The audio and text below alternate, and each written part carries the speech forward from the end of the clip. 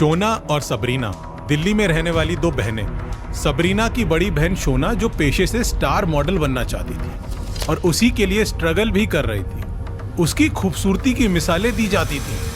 जो भी उसे पहली बार देखता तुरंत कह देता था, आप बॉलीवुड में क्यों नहीं ट्राई करती। शोना के मन में भी कहीं ना कहीं बॉलीवुड जाने की ख्वाहिश थी। वहीं सबरीना दिल्ली में ही काम किया करती थी। 29 अप्रैल 1999 की सुबह की बात है। सबरीना को ऑफिस के लिए छोड़ते हुए शोना ने कहा कि आज शाम को टैमरिंड कोर्ट रेस्टोरेंट आना, दोनों मजे करेंगे। सबरीना ने भी हाँ में इशारा कर दिया, लेकिन सबरीना को अंदाजा भी नहीं था कि ये उसकी बहन की आखिरी शब्द थे। उस रात सबरीना के फोन की घंटी बजती है। फोन के उस तरफ से आवाज आती है, जल्दी से हॉस्पिटल आ जाओ, शोना को चोट लगी है। और फोन कट जाता है। थोड़ी देर बाद फिर से फोन की घंटी बजती है। इस बार उधर से कहा जाता है कि जल्दी आओ, शोना को गोली लगी है।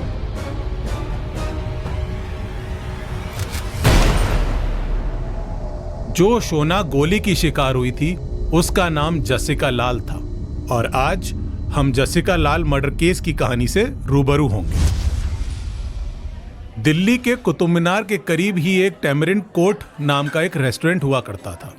इस रेस्टोरेंट की मालकिन ब्रिटिश नागरिक बीना रमानी और उसके पति हुआ करते थे।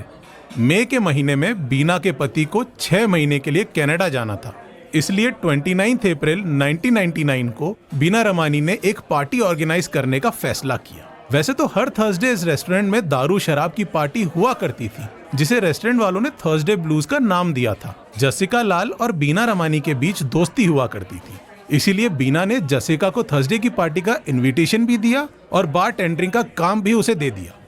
जसिका को पैसों की जरूरत रहती थी तो उसने भी काम के लिए हाँ कर दिया। जसिका के साथ मॉडल शैन मुंशी को भी शराब सर्व करने का काम दिया गया था। रात के 8 बज चुके थे। पार्टी शुरू हुई। दिल्ली के अमीर लोगों का आना जाना शुरू हो चुका था। इसी पार्टी में मुंबई से भी काफी लोग आए हुए थे। नाच गाना चल रहा था। जसिका और शैन मुंशी भी अपने काम में लगे हुए थे। जसिका की नजर अपनी बहन की तलाश कर रही थी, लेकिन ऑफिस के काम की वजह से वो आ नहीं पाई थी। बहन के बिना जसिका का ज्यादा मन तो नहीं लग रहा था, लेकिन फिर भी वो अपनी कमिटमेंट की वजह से वहां रुकी हुई थी। देखते ही देखते रात के 12 बज जाते हैं। काफी लोग पार्टी से जा चुके थे। जसिका भी अपने काम को खत्म करने की कोशिश कर रही थी। तभी पार्टी में एक शख्स और उसके 3 दोस्तों की एंट्री होती है। इस शख्स का नाम सिद्धार्थ वशिष्ठ उर्फ मन्नू शर्मा था। मन्नू शर्मा ने ऑलरेडी काफी शराब पी रखी थी। बता दें कि मन्नू शर्मा हरियाणा के कांग्रेस नेता विनोद शर्मा का बेटा है। उसके साथ यूपी के बाहुबली नेता डीपी यादव का बेटा विकास यादव भी था। वही विकास जिसने आगे चलकर नीतीश कटारा की हत्या की और बाद में उसके लिए जेल की हवा भी खाई। अब तक रात के 12:30 बज चुके थे। जसिका भी अपना काम खत्म करने की कोशिश कर रही थी। तभी बार में मनु शर्मा आता है। मनु को पता था कि शराब की सर्विंग बंद हो चुकी है, लेकिन फिर भी उसने अपनी धौंस दिखाने के लिए जसिका से एक पैग शराब मांगा। जसिका ने भी मनु को घड़ी की टाइमिंग दिखाते हुए कहा, सर शराब खत्म हो गई है। मनु को लगा कि उसे कोई शराब कैसे मना कर सकता है। उसने फिर कहा, मुझे शराब चाहिए, लाकर दो। जसिका ने भी फिर से मना कर दिया। इसके बाद मनु ने जसिका को कुछ पैसों का रौब दिखाते हुए शराब मांगी, लेकिन जसिका के ऊपर पैसों का रौब भी नहीं चला। उसने फिर से शराब देने से मना कर दिया और कहा, नहीं है शराब तो कहां से दे दूं। यह सुनकर मन्नू को गुस्सा आ गया।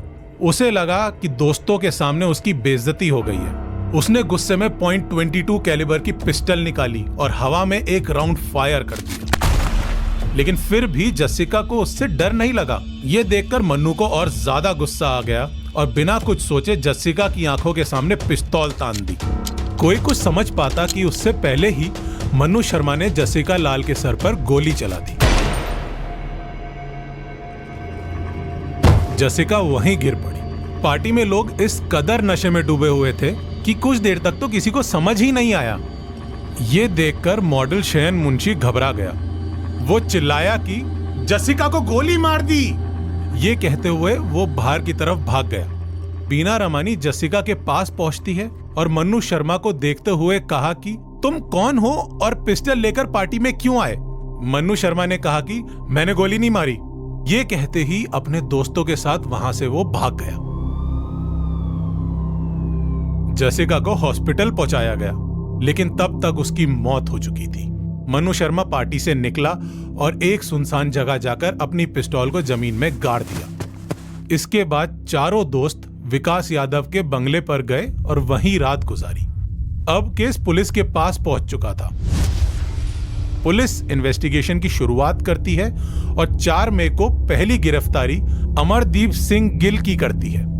इसके बाद 8 मई को बीना रमानी और उसके पति को भी गिरफ्तार कर लिया जाता है। बीना रमानी के ऊपर इल्जाम था कि वो अपने रेस्टोरेंट में बिना लाइसेंस के शराब सर्व कर रही थी। इसी के साथ बीना रमानी ने जसिका के खून को साफ करवा दिया था, तो उनके ऊपर एविडेंस को मिटाने का आरोप भी लगाया गया। लेकिन फिर भी जुगाड़ से बीना रमानी और उसके पति को जमानत मिल चुकी थी। अब तक 1 महीना बीत चुका था, लेकिन मन्नू शर्मा की गिरफ्तारी नहीं हुई थी। लेकिन फिर 1 हफ्ते बाद पुलिस के हाथ एक बड़ी कामयाबी लगती है। वो कामयाबी ये थी कि मन्नू शर्मा की गिरफ्तारी हो चुकी थी। 3 अगस्त 1999 की तारीख आती है। पुलिस मन्नू शर्मा और उसके दोस्तों के खिलाफ चार्जशीट दायर करती है। सभी को लग रहा था कि ये तो ओपन एंड शट केस है। कई लोगों ने पार्टी में मन्नू को जसिका के ऊपर गोली चलाते देखा था। लेकिन अब शुरू होता है पावर और राजनीति का गंदा खेल। एक के बाद एक 33 गवाह अपने बयान से पलट जाते हैं। शयन मुंशी, जो जसिका का दोस्त था और उसने सबसे करीब से मन्नू शर्मा को गोली चलाते देखा था, वो भी अपनी बात से पलट चुका था। उसने कोर्ट में कहा कि मुझे हिंदी नहीं आती है, मैंने पुलिस को अंग्रेजी में बयान दिया था और पुलिस ने गलत समझ लिया। उस दिन 2 गोलियां चली थीं। जसिका की मौत किस गोली से हुई मुझे नहीं मालूम। 6 साल मुकदमा चलने के बाद 21 फरवरी 2006 को कोर्ट का फैसला आता है और सभी आरोपियों को रिहा कर दिया जाता है। अगले दिन की सुबह मीडिया में हेडलाइन छपती है कि नो वन किल्ड जेसिका। इसी के साथ अखबारों में कोर्ट से सवाल भी किया जाता है कि आखिर ओपन एंड शट केस होने के बावजूद मन्नू शर्मा को रिहा क्यों किया गया। जब जस्टिस ने कुछ देर के लिए अपने कदम पीछे कर लिए थे, तो अब मीडिया के आगे आने की बारी थी। हुआ भी कुछ ऐसा ही। मीडिया ने अपने रोल को काफी अच्छे से निभाया। तहलका मैगजीन ने एक स्टिंग ऑपरेशन किया।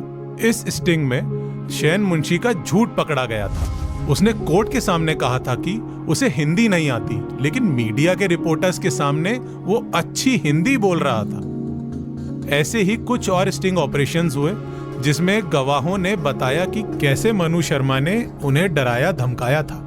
इन सभी के साथ एक और रिकॉर्डिंग सामने आई थी, जिसमें मन्नू शर्मा ने इस बात को माना था कि हाँ, जसिका लाल को उसी ने गोली मारी थी।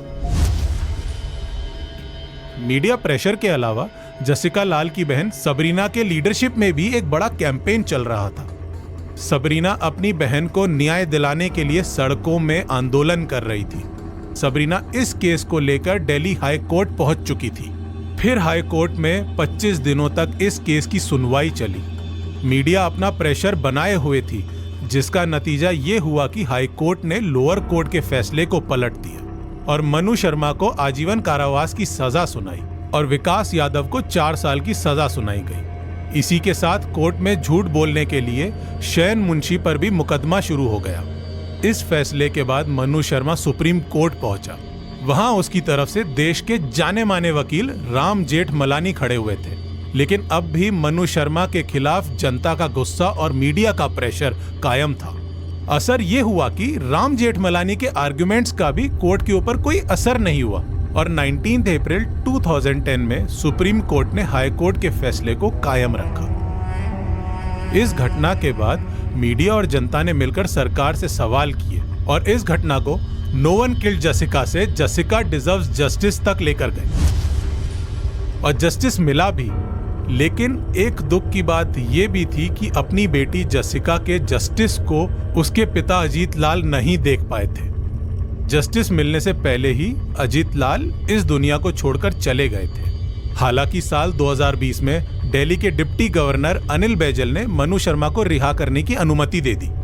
इसके बाद जसिका की बहन सबरीना ने भी एक लेटर लिखकर कहा कि उन्हें अब मन्नू की रिहाई से कोई दिक्कत नहीं है। उन्होंने मन्नू को माफ कर दिया। इसी के साथ सबरीना ने मन्नू को माफ करते हुए लिखा कि हम माफ करने में यकीन रखते हैं। मेरी माँ ने 1999 में ही मन्नू को माफ कर दिया होता अगर उसने खुद माफी मांग ली होती। जिंदगी में एक ऐसा वक्त भी आता है जब कुछ चीजों को पीछे छोड़ देना चाहिए। मुझे विक्टिम वेलफेयर बोर्ड से मिलने वाले पैसे भी नहीं चाहिए, उन्हें किसी जरूरतमंद को दे दीजिएगा। तो फिर बस इतनी सी थी ये कहानी, मधोशी की मर्डर की माफी की, यानी कहानी जसिका लाल की। हम फिर मिलेंगे जुर्म के दुनिया की एक और नई कहानी के साथ।